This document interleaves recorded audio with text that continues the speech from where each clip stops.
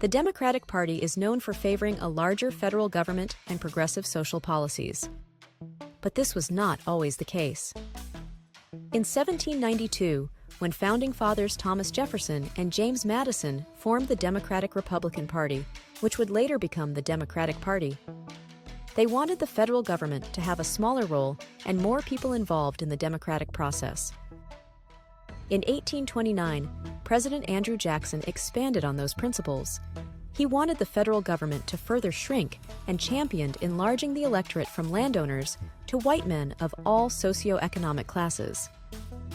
Black men would not earn the right to vote for 41 years with the passage of the 15th Amendment. Women would not gain the vote for 91 years with the passage of the 19th Amendment. And the Voting Rights Act that removed obstacles to black voters would not be passed for 136 years.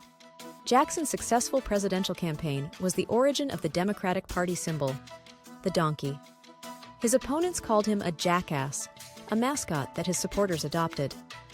In 1860, the Democratic Party split geographically during the lead-up to the Civil War. Northern and Southern Democrats disagreed over slavery and preserving the Union.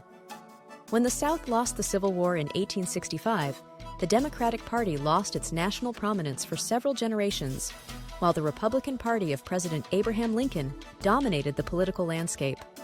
By 1912, when the first Southern Democrat since the end of the Civil War was elected president, the party became more progressive. President Woodrow Wilson strengthened federal labor laws and championed the right for women to vote, which was ratified in 1920. It wasn't until the Great Depression that Democrats regained their political dominance, led by President Franklin Roosevelt, who further expanded the role of the federal government through a series of programs known as the New Deal. Many black voters switched to the Democratic Party because of Roosevelt's policies. Democrats controlled the political landscape for much of the next 50 years, and the party moved further left on social policies.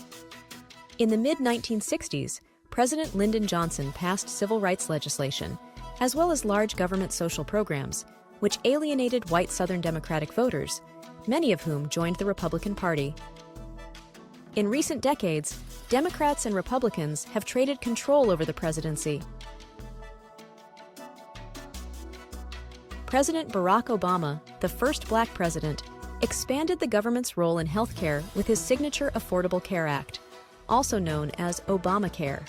When President Joe Biden came to office during the COVID-19 pandemic, he and lawmakers passed a $1.8 trillion COVID-19 relief package, a $1.2 trillion infrastructure bill, and a further $369 billion for climate initiatives.